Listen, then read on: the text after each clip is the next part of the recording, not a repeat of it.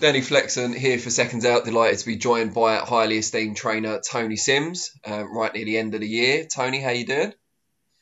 Yeah, I'm good, thanks, Daniel. Yeah, good. I imagine you haven't been back long from the US. When did you land? When was it? The 20th. So what's it? The 22nd today, isn't it? Yeah, A couple of days. Yeah, just about getting through the jet lag now. jet lag. Yeah, doing a bit of isolation period. Oh, of course, yeah. Forget about that. Mm. Yeah. Well, at least it's Christmas. I know. Yeah, um, it's been an interesting year. Obviously, the pandemic's disrupted boxing as it has normal life for lots of people.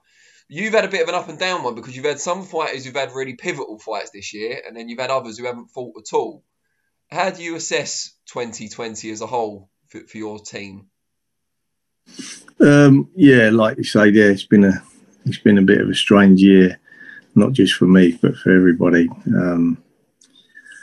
It's been a slow year because the ones that have boxed have only sort of boxed once anyway. So whereas they normally have like minimum of say 3 fights in a year, they've only boxed once. So it's been a very slow year, and hopefully 2021 is a better year for everybody.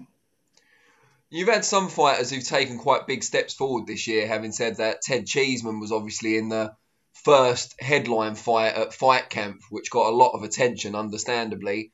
What did you make of that? And also, since then, he's been nominated to fight for that British title again.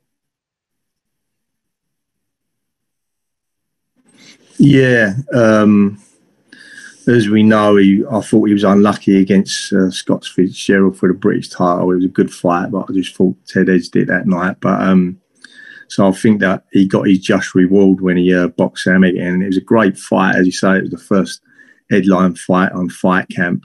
No one really knew what to expect on that first show, but he was probably contender for Fight of the Year, and they put everything on the line with no crowd there, and it was a great fight and a great win for Ted, and it's put him in position to contest the British title against James Metcalf, which I think will be another great fight between two good fighters.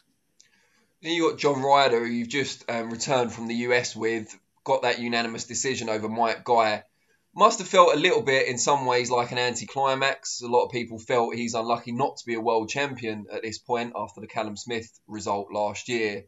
But he went out and still got the job done in good fashion. I suppose that's what professionals do, right? Yeah, it was a strange one because obviously, providing Canelo beats Smith, then the WBA regular title become vacant, and then John Ryder's going to fight, as I know, Fedor Chudinov in April for that regular title. So he knew that going into the fight. I'd looked at Mike Guy on video, a couple of fights on video. He beat Dennis Duglin a couple of fights back, and he also had a great fight with what's the guy's name who had a good fight with Golovkin. A lot of people thought he won. He's Golovkin's last fight. I think of his name. Not Zerameta, obviously. So before that, who did Golovkin fight last? Yeah. But anyway, Mike Guy had a great fight with him, and he had a really good fight, and ended up getting stopped in the last round. That's him, Derevyanchenko. Took me a minute. Yeah, he had a great fight with him, and he got stopped in the last round. But so when I watched tapes of him and they offered me the fight, I was saying to John, right, this kid, he comes to fight, he's a strong little fighter and he comes forward. So, the first couple of rounds looked to counter punch him and use your feet, and he was total opposite. He just like he weren't no better than having a journeyman. He just didn't want to interact. He didn't want to engage in anything. He didn't throw any punches for the whole fight. It was like one of them fights where John couldn't really get into the fight. He was just chasing him around the ring. And but as you say, it was like just getting the win, getting over the line, getting a fight this year because he obviously ain't fought for 13 months. And then just really concentrating on the Chudinov fight for the WBA regular, which should be in April. And that should be a bit more suitable for John style-wise. I mean, you never know. Chudinov could come out and get on the back foot just like Mike Guy did, but it seems less likely. Yeah, exactly. And you don't know what fighters are going to do. Do you know what I mean? You can watch as many tapes as you want of an opponent, and then they can come out totally different. I remember it happened with John with Sorokin when we watched him in all his fights. He boxed southpaw, and then when he boxed John, he was orthodox for the whole fight. So I know you've got to adjust and be professional, obviously, and that's what John's done. But he don't make for a good fight still. You know, like the other night, it was like not a good fight to watch. But it's just about, I mean, John won every round and got the fight done. But, you know, the guy just didn't want to know. I mean, as soon as John got near him, he just grabbed him for dear life. You know what I mean? So what can you do when someone don't want to fight? Chudinov should be good. British fans know him quite well. He's got a generally aggressive style, and it's a winnable fight for John as well, and gets him right back up there on the world stage. Yeah, it's a great fight for John. I think, you know, everything happens for a reason. Look, 90% of people thought John beat Callum Smith that night. And, you know, should have been the one in the ring with Canelo, really. But, you know, fast forward it to now, and, you know, he's got a great opportunity to pick up a WBA regular title, even though it's the regular belt. Because when you think of it, Canelo's holding 2 of the belts now. You know, probably they're going to make. They're talking about making the Billy Joe fight. So there's 3 belts that ain't about. It gives John a lot of choice. If he picks up the WBA regular, it gives him a lot of choice in, you know, people wanting to fight him instead of people not wanting to fight him. You know, and the big opponents will want to fight him because there's not much choice other than fighting Canelo in that division. And Canelo just picks who he wants to fight. So apart from Canelo, there's really only going to be like Caleb Plant and John to actually contest the world title. So he could be in a great position like for the rest of the year, you know, because you got like Danny Jacobs fight is obviously a big fight. David Lemieux still a big fight. So you got big fights out there for John, providing he comes through in April. What did you make of Callum Smith's performance against Canelo? It was obviously the night after John against Mike Guy. What did you think of it? I never watched it, obviously, because we was flying at the time, so flying back to the UK. So I never watched it till the morning, so I knew the result anyway. It ain't always a good thing to know that, but I just thought Canelo.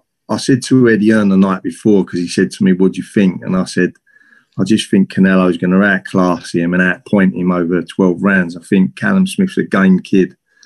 But, you know, Canelo's in a league of his own. You know, he just shows you what he's all about when you watch him with the likes of Callum, who we know is a really good fighter. But he's just in a league of his own. He just made it look an easy night boxing. He was hitting him when he wanted to hit him. Callum Smith couldn't really land anything on him. And it just shows you what sort of league he's in. And the only one really who's competitive with him at the minute is Triple G. And, you know, like we've seen them 2 fights. They was both really good fights, really close fights, and he's really the only one who can compete with him. Let's talk about Conor Benn. He's been kind of universally praised as one of the most improved fighters in Britain over the last year. I think he credits you in large part for that improvement. I think a lot of people do. How do you feel about that, and how do you think he's come on? Yeah, he's improved. You know, he's massively improved, and you know, I have spent a hell of a lot of time with him because, you know, he never come out of the GB camp like most of my fighters have, and you know, he was a raw novice really when he started with me. But, you know, all credit to him. He's put the graft in. You know, he's had to do everything, you know, that he's been told, which he does do. You know, and he's a hell of a hard trainer in the gym. You know, he trains so hard, that kid, and he puts everything into everything you teach him. It don't matter how many hours you spend with him. He goes home, thinks about it, works on it, comes back the next day. You know, and I do believe now that he's leapfrogged everyone in Britain, because look, he was supposed to be fighting for the British title against Chris Jenkins, and he got mandated for that, and the fight couldn't be done. You know, there's politics in this game that the fight couldn't be done, and we wanted that fight. We actually wanted to do it on Fight Camp. The fight couldn't be made, and Conor said to me, "I want to fight above British level now. You know, I've tried to fight someone who's British champion, but I want to fight above British level. So we got him a world level opponent. Now, I thought he made Formella look an easier fight than Sean Porter had with Formella, even though Porter still won every round. You know, I think he done a better job. You know, I thought he had Formella in trouble a couple of times late on in the fight. And you got to realise that Formella beat a really good South African. I think it was the fight before that or the one before that. And the South African had knocked Miguel Vasquez out in the 9th round with a body shot. I mean, who does that to Vasquez? You know, Formella beat the South African for the IBO title. So it shows you how many levels that Conor Benn's actually stepped up. You know, and I think, as I say, I think he's leapfrogged everyone in Britain. The only two he hasn't, obviously, is Josh Kelly and obviously Kell Brook. But everybody else, he's massively leapfrogged all of them. You know, saying, "Oh, I think he's ready for like Chris Jenkins or Chris Congo." I mean, that they've not fought nowhere near the level that Conor Benn fought against Formella the other day, nowhere near. So, you know, I think he's leapfrogged all them sort of fighters. Does that worry you at all, though, that he's now at that sort of level, but there's still learning to be done? Would you like to see him at domestic level a little bit, just to get those rounds in and to get different styles and all that sort of stuff? Not really, because I just think like the way the people who he spars with, and the way I've been watching him in the gym, I think he's ready for fringe level, boxing now. I always believed that he was above everyone in British level, and that's why we were so eager to take the Chris Jenkins fight, because I believed that he would have beat him quite convincingly. But you know, he's made that leap now, and he's made that jump, and can you see me, Dan? Yeah, sorry. Sorry, mate. Yeah, he's made that leap now. You know, he took the gamble. He boxed the guy who was, you know, on world level. And, you know, he's made that gamble. And, you know, he's won the fight convincingly. You know, and, you know, he's going to go on to box fringe level world fighters now, you know, names. And that's what we're looking at for his next fight. Do you think maybe the winner of Kelly against Avanesian, European title? Because that's early in the new year.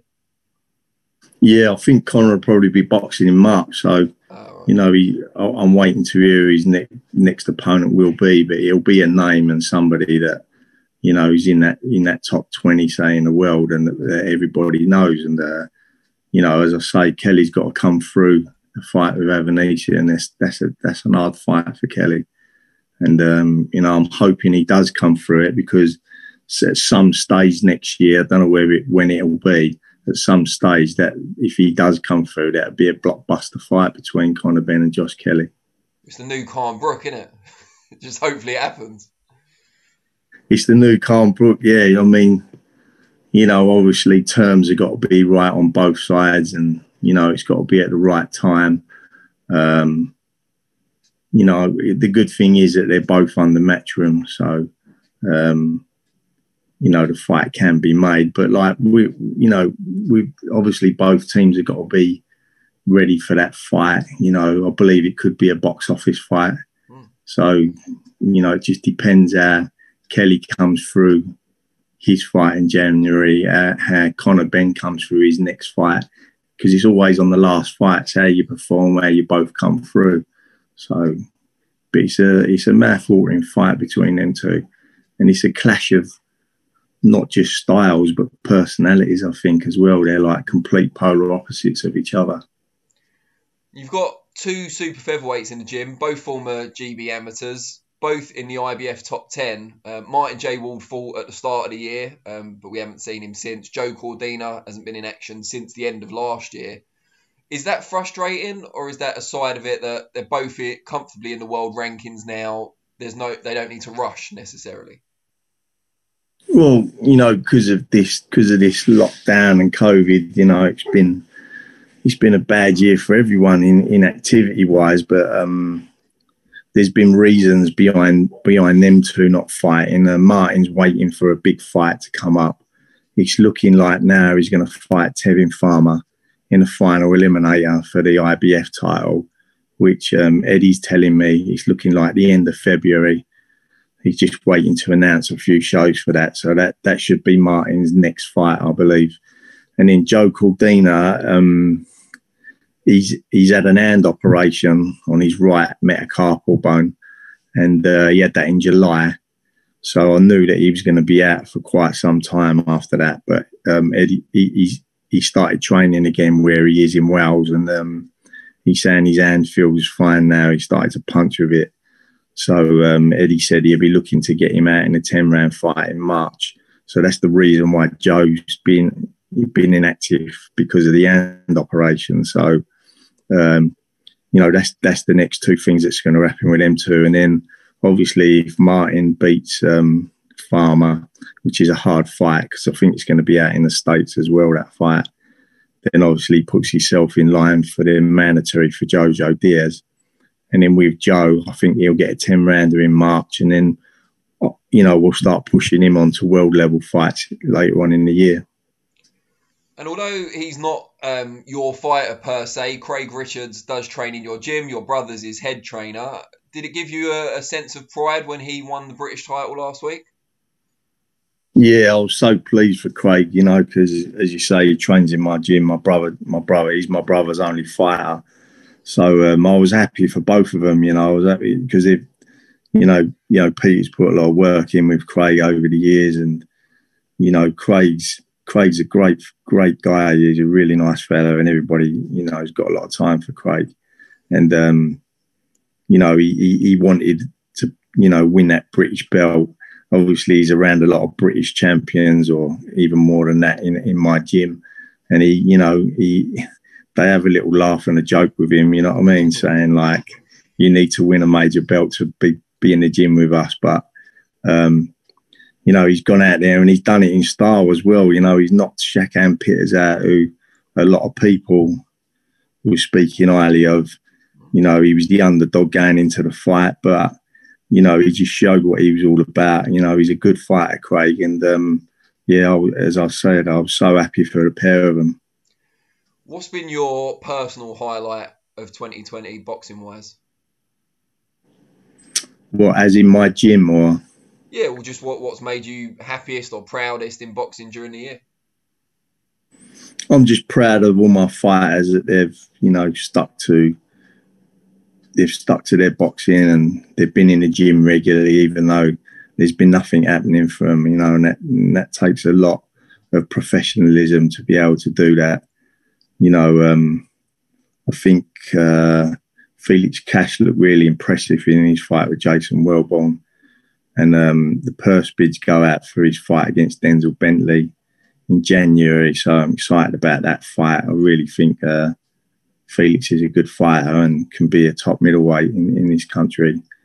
As I said earlier, Ted done brilliant coming through his fight at Vegas, and so he's got a British title next. Conor Benn's done brilliant in his fight. So, and John Ryder's got the win and got a world title fight coming up in April. And I just said Martin Ward and Joe Cordina, what they're doing. So I'm pretty pleased really with the way things have gone through the year for my fighters, even though it's not been an active one, but they've stayed in the gym, they've stayed professional. Next year, they've all got big things to look forward to next year. They've all got big fights to look forward to, which I'm happy about. And they've just got to keep training and being professional about what they're doing and get the wins and move themselves up the ladder. See, now I knew I'd missed someone out, but I thought it was Ricky Burns. It was Felix Cash as well. And I actually get on really well with him, so I feel bad now. But that's yeah, right. we'll cut that out. I'm joking. Outside of your gym, who's your British fighter of the year? British fighter of the year? He's probably got to be Josh Taylor, I think. He's unified the titles. He's defended against his man Terry, and had a first round win. So he's he's got to be really the fighter of the year. But obviously there ain't been that many fights, so it's a bit of an hard one, really. But you know, I think he's been outstanding, and I think if he fights Ramirez to unify the titles, you've got to really think that he beats Ramirez, you know, and wins all the belts, really. And who's been your fighter of the year outside Britain? Obviously Canelo, you know, although, as we say again, he's not been active, but like the fight against Callum Smith, we all know what a good fighter Callum Smith is.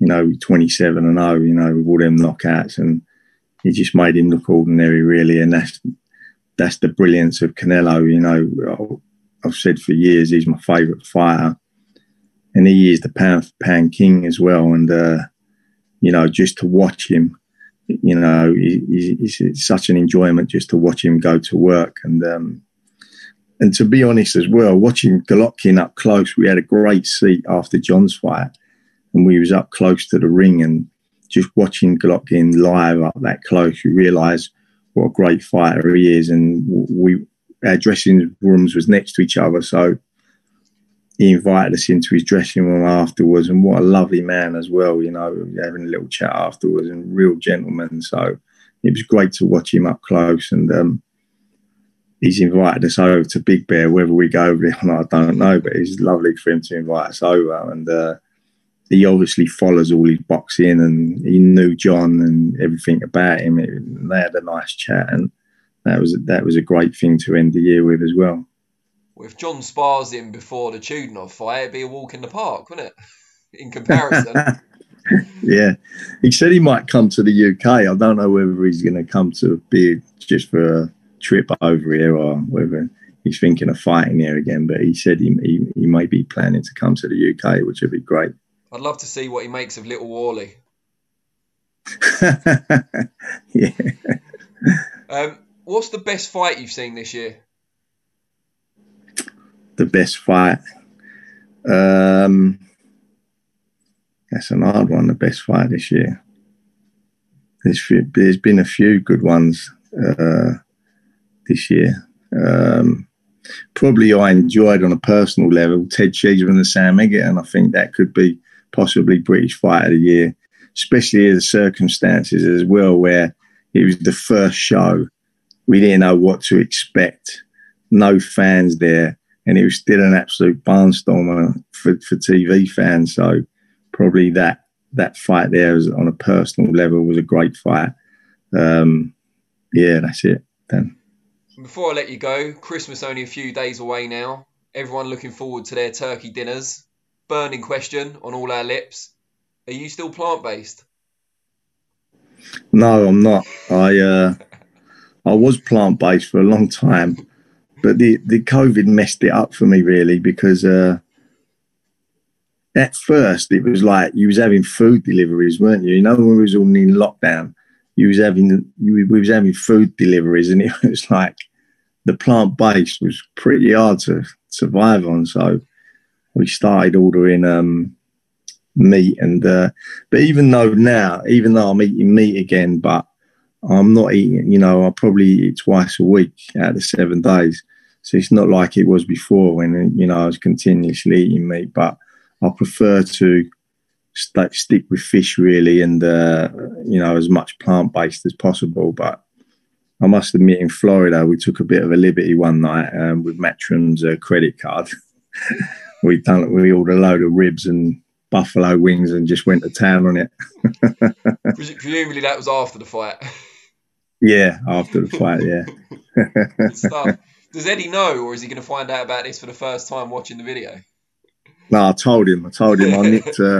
I nicked Mason's card off him, the cameraman, and it was a Matchroom card, and I said, we run up with a bill of $200 on it. Brilliant. He can afford it. It's all right. Yeah, I don't think he looked too bothered about it, to be honest. Brilliant. Well, Tony, I hope you have a great Christmas, or as good as it can be under the circumstances. And I'm sure we'll catch up in 2021, which will be better for everyone, we hope. Hopefully, Dan, and look forward to it, mate. Take care, mate, and I'll speak to you soon. See you, Dan. Happy Christmas, mate. God bless, mate.